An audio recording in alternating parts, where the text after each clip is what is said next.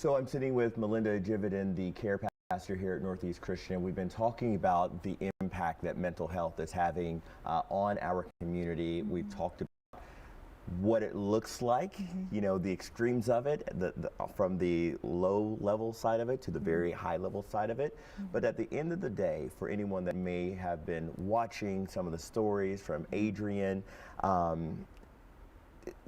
what are some of the resources that exist? Because I think a lot of people will see, oh, if I need help for a mental illness, it involves a very expensive therapist and me laying on a couch. Right. That's not always the case. Right, absolutely. So I think the first thing that we can say is just point people to resources that are available to you if you are facing some type of crisis.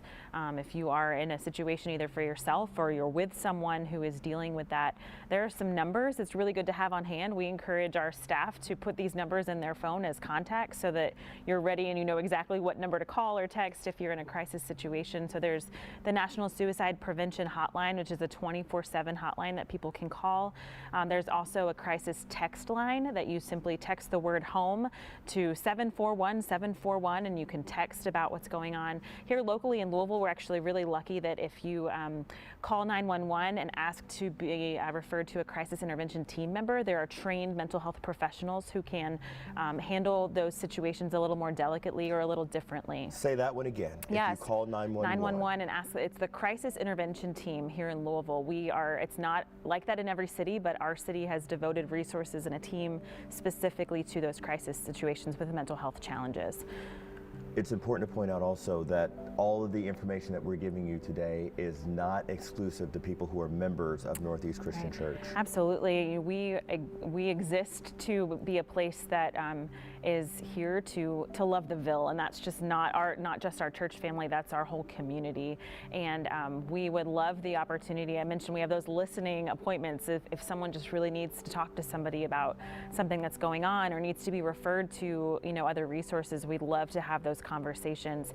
And we've mentioned a lot just our desire to keep talking about it, and we're going to keep doing that this fall with a sermon series. It's 5 weeks of church services that are going to be committed specifically to talking about mental health.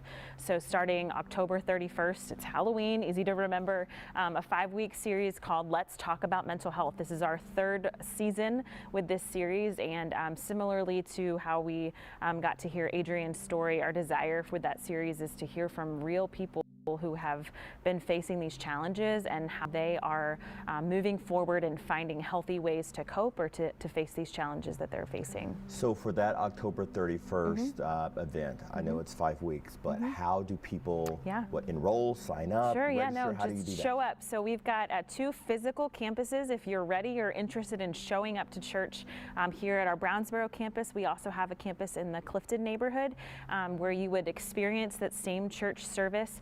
You can also stream online, so either our Facebook page or northeast.live, any of those 5 weekends or throughout the week if you want to catch up kind of what that message was about from the weekend.